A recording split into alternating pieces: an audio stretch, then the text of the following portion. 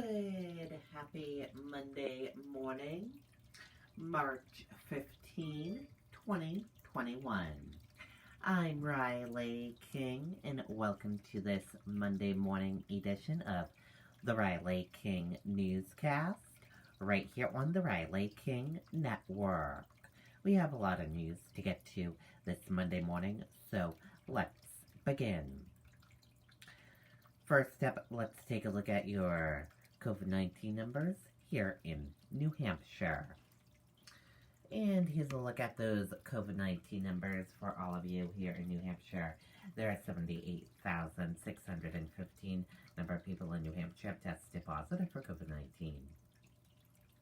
There are 1,199 number of deaths from COVID-19 in New Hampshire. There are 71 current number of hospitalizations for COVID-19 in New Hampshire. And that is a look at your COVID-19 numbers here in New Hampshire.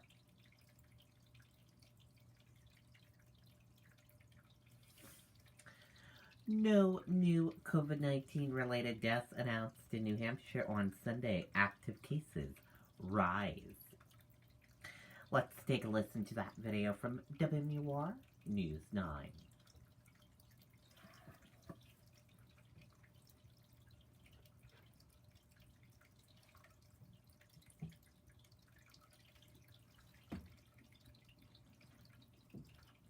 Living in northern New England doesn't mean you have to spend the winter on your roof.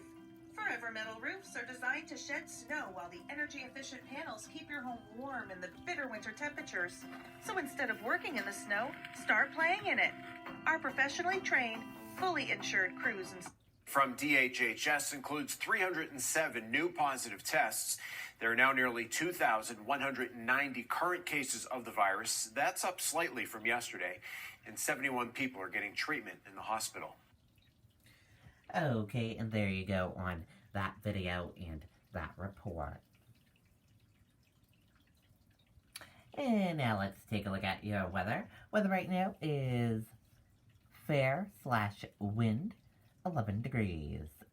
With more on your weather forecast, let's go to meteorologist Kevin Scriba with a full weather forecast. Arctic air brings cold temperatures.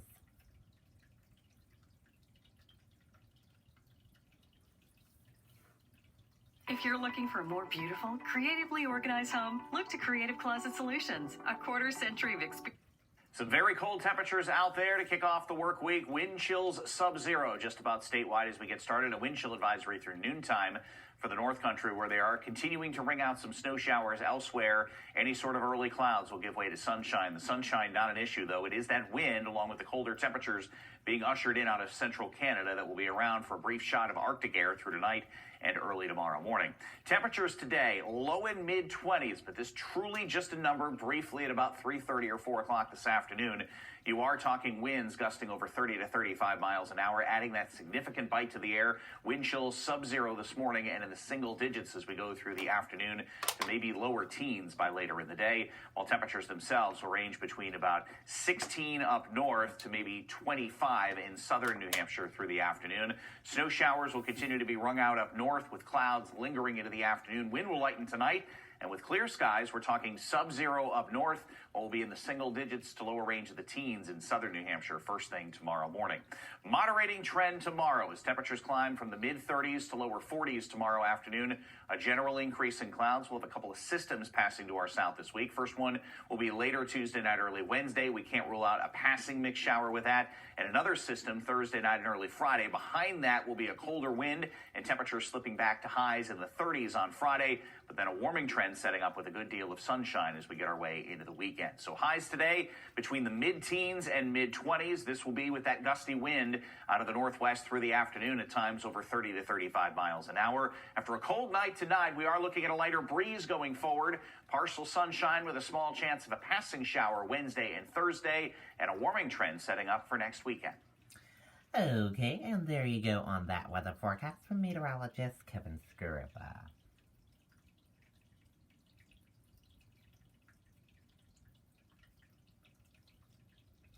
Pinkerton Academy hosts COVID-19 vaccination clinic for staff.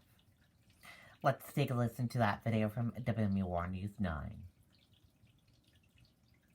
What is there not to love about Franklin Pierce? The Pierce Promise New Hampshire Scholarship Program is new at Franklin Pierce for high school. I'm just very excited to be vaccinated, and I'm excited for the future and hopeful, very hopeful.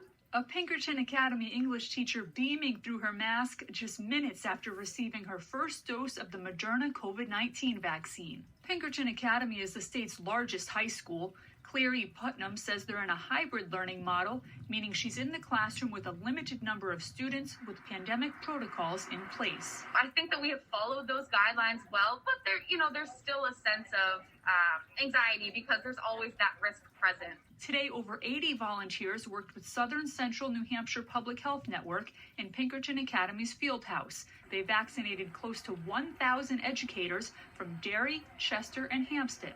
We had to really look at the space and look at the social distancing and how many people, how many groups, how many we can give in an hour, how many we can give in 5 minutes, and how many people we can observe at once. This is just the first step in ensuring that our education system is safe and well as they move forward through the school year. And for Ms. Putnam, it just makes me feel so much safer, and I know I can speak on behalf of my colleagues as well.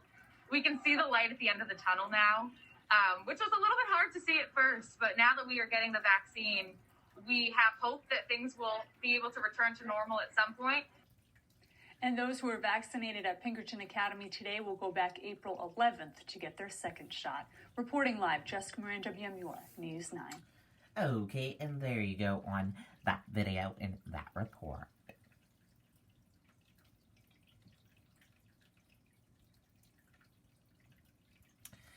Increase in demand seen by New Hampshire Food Bank for help during pandemic. Let's take a listen to that video from WMUR News 9.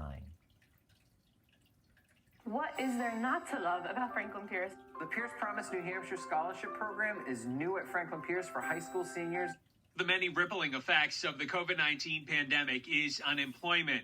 Thousands of Granite Staters finding themselves without a job, which left them scrambling to feed their families, many for the first time. We definitely saw new faces. Calls for help skyrocketed in 2020, says Nancy Millett, who serves as the Director of Development for the New Hampshire Food Bank. We distributed more than 17 million pounds in 2020, and to put that in perspective, in 2019, we did over 14 million. The food bank also held 71 mobile food pantries from March to December. Pre-pandemic, they happened just once a month. The organization moved as quickly as possible to keep up with the demand. We were just incredibly busy trying to, get food in and distribute it out to those in need. Now, a year later, more people are returning to work. The state's unemployment rate hovers around 3%, down from 16% during the height of the pandemic. But even as it appears the pandemic is loosening its financial grip on New Hampshire, the food bank says the need for help is still very much alive. We are planning to continue to do mobile food pantries with or without the USDA. And the food bank will hold 3 mobile food pantries this week, one in Claremont, one in Littleton, and one here in Manchester. For more information on dates and times and how you can help the New Hampshire Food Bank, head over to our website, WMUR.com. Reporting in Manchester tonight, I'm Tim Callery, WMUR News 9. Okay, and there you go on that video and that report. Officials identify teen who died in Londonderry crash. Officials have identified the teenager who died in a crash in Londonderry Friday night. Jacob Nair, 17 of Londonderry, was killed in a single vehicle crash at the intersection of Hardy and Hovey Roads, Londonderry police said in a press release. Nair was the only person in the vehicle. The crash was reported about 9:30 p.m. Friday, and the vehicle was engulfed in flames when crews arrived. Nair was the captain of his high school's football team, and tributes have begun to pour in from the community. He was about to be named to Team East for the Chad East-West High School Football All-Star Game. The cause of the crash remains under investigation.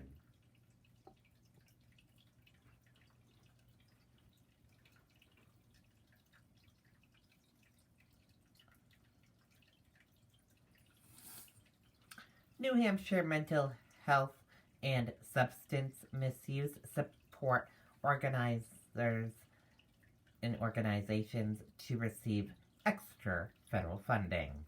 Let's take a listen to that video from WMUR News 9.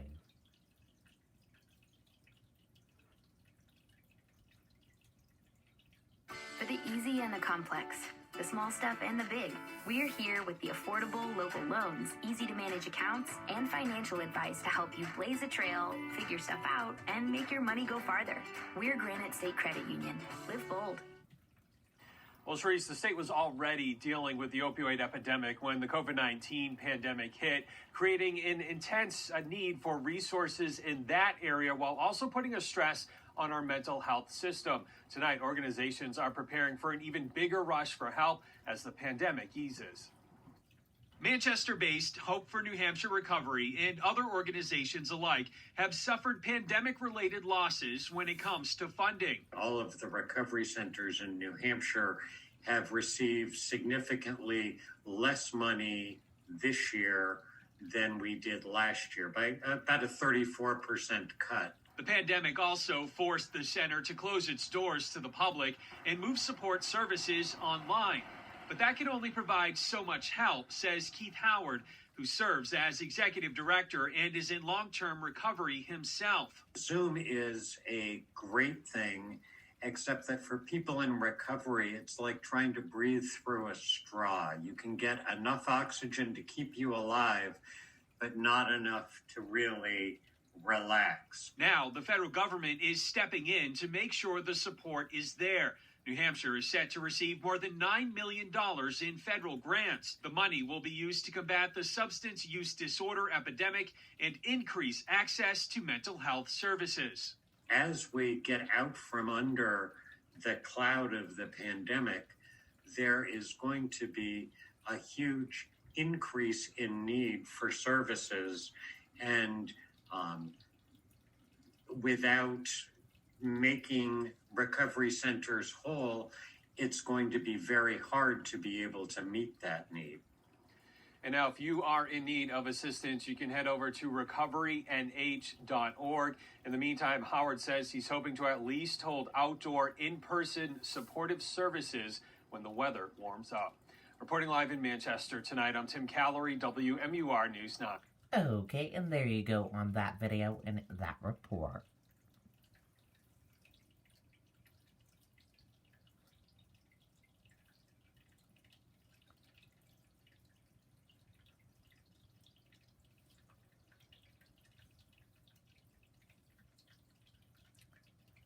Biden plans a tour to promote COVID-19 relief package.